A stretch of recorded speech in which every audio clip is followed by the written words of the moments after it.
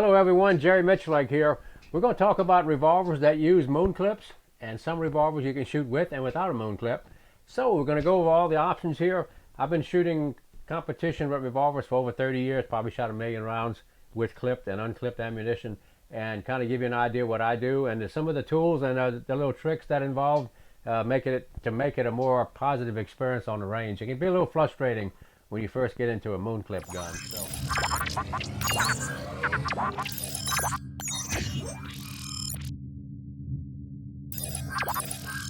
Give you an idea of the clips themselves and what they mean and how you can load them and unload them. This is a clips for a 625 revolver, full moon, and they make them where you can load just 2 rounds at a time. So in the ACP platform, like the 625s and the 610s, you can get different moon clips like this, and you can also, at one time there was a gentleman making these clips out of a polymer where you didn't need a tool at all to load them, and they were kind of tricky. If you're just out on the range practicing, you want to burn up a lot of ammo, you can put them in and of course take them out with your fingers. These were pretty popular in 10mm and 45. I'm not sure if they still make this anymore. I just wanted to do a little show and tell on it. And of course you still have your half moon clip in 45 ACP. So a lot of options on the 45s, and when you get into the 627s, the options kind of fall off. The same thing on the 929s, the 9mm. It's basically just a clip. It's going to be eight rounds, which is good. We had a moon clip check, and basically this is a false cylinder.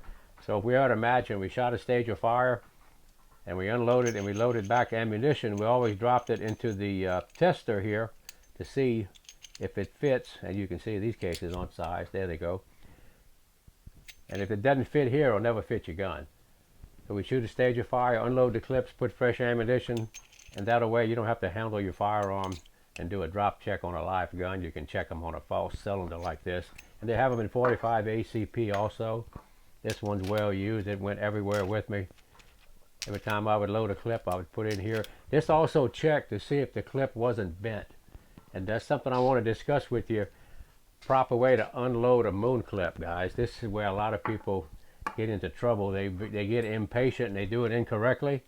So what you want to realize, as you can see, this is a very thin piece of metal and it's easily tweaked, and once you bend it, you've lost the moment.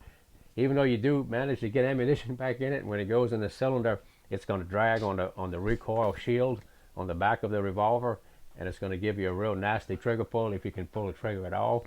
So what you want to remember when you unload your moon clip, there's a lot of tools to do this.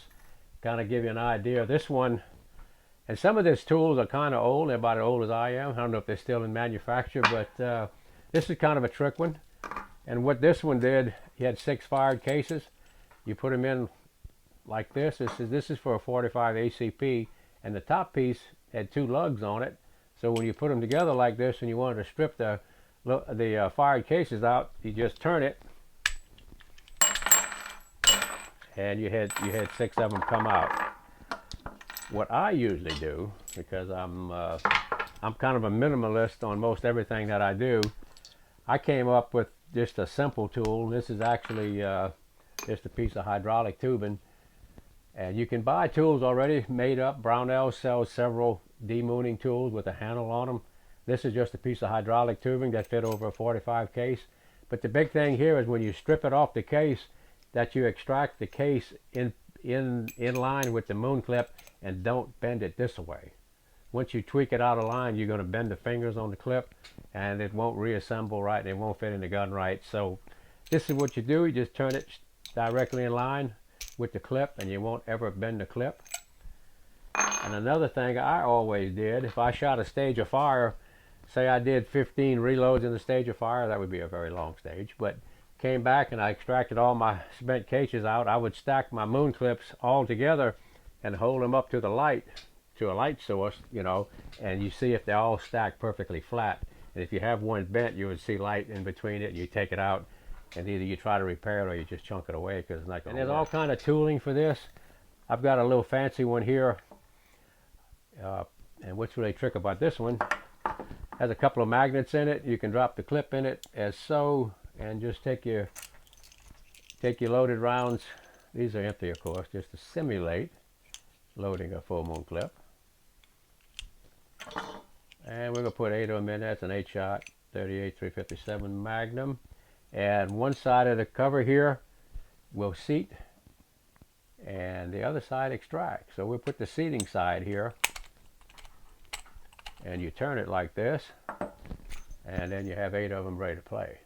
So if you want to shoot a lot of ammunition really quick out of a moon clip, pretty trick. And if you want, okay, you put your ammo in. I've just shot 8 rounds. I want to extract them. You put them back in the fixture, turn the cap over to the extract side, and there again, and you turn it, and now you've got 8 extracted. So kind of painless, kind of nice.